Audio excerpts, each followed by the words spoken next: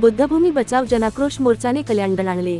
कल्याण बुद्धभूमी फाउंडेशनच्या न्याय व हक्काच्या मागण्यांसाठी 29 जून 2026 सोमवारी काढण्यात आलेल्या बुद्धभूमी बचाव जनाक्रोश मोर्चाला ठाणे जिल्हाभरातून मोठा प्रतिसाद मिळाला। हजारो बौद्ध बांधव, भिक्खू संघ, उपासक उपासिका आणि आंबेडकरी समाजबांधवांच्या उपस्थितीमुळे कल्याण शहर परिसर घोषणांनी दणाणून गेला। डॉक्टर बाबासाहेब आंबेडकर उद्यान कल्याण पश्चिम येथील परमपूज्य डॉक्टर बाबासाहेब आंबेडकर यांच्या पुतळ्यास वंदन करून निघालेला मोर्चा कल्याण डोंबिवली महापालिका मुख्यालयावर पोहोचला। मोर्चा दरम्यान बुद्धभूमी बचावाच्या समर्थनार्थ विविध घोषणा देण्यात आल्या। बुद्धभूमी आमच्या हक्काची, नाही कुणाच्या बापाची, प्राधिकरण रद्द झालेच पाहिजे, श्रीकांत शिंदे मुर्दाबाद अशा प्रभावी घोषणांनी संपूर्ण परिसर दुमदुमून गेला। यावेळी प्रसारमाध्यमांशी संवाद साधताना बुद्धभूमी फाउंडेशनचे मुख्य संस्थापक भंते गौतम रत्ने यांनी बुद्धभूमीला पूर्ववत करून तथागतांची बुद्धरूप, बौद्ध स्तूप आणि भीमा कोरेगाव विजयस्तंभ प्रतिकृती पुन्हा स्थापन करून द्यावा आणि बुद्धभूमीचे विभाजन टाळावे अशी प्रमुख मागणी केली। उड्डाणपुलाच्या आराखड्यात बदल करून बुद्धभूमीची हानी टाळून बाधित जमिनीचे नुकसान भरपाई निधी बुद्धभूमी फाउंडेशनच्या विकासासाठी वर्ग करण्यात यावा अशीही त्यांनी मागणी केली। भंते गौतम रत्ने यांनी बुद्धभूमीवरील अन्यायासाठी खासदार डॉक्टर श्रीकांत शिंदे यांनाच जबाबदार धरत शासनाने तातडीने या प्रश्नात हस्तक्षेप करून न्याय द्यावा अशी मागणी केली। बुद्धभूमीच्या न्याय मागण्यांकडे सातत्याने दुर्लक्ष होत असल्याचा आरोपही त्यांनी केला।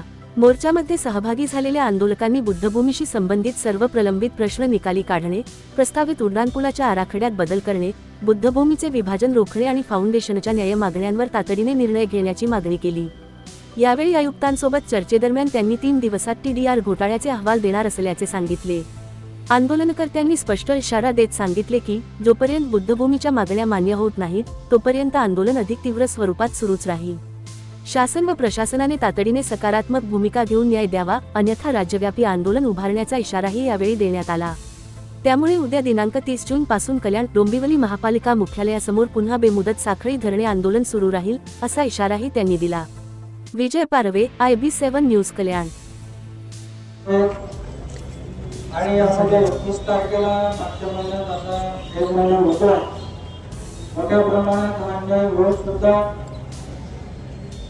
बौद्धांचा आवाज आयुक्त असतील। आता आपण जवळजवळ आणि 6 तास आपण बसलो, परंतु त्यांच्याकडे कोणत्याही न्यायिक विचार, न्यायिक भावना नसल्याचे एकंदरीत दिसून आले। आणि याचं एक मुख्य कारण आम्हाला हे लक्षात आलं की त्यांच्यावर मोठ्या प्रमाणात वरची व्यक्ती, पॉवरफुल व्यक्ती त्यांचा या आयुक्तावर दबाव आहे। आणि तो वर बसलेले व्यक्ती कोण आहेत ते आपल्याला सर्वांना ज्ञात आहेत, म्हणजे श्रीकांत शिंदे। त्यामुळे आयुक्तांच्या हातात सुद्धा जे काय विषय आहेत सोडवू शकतात।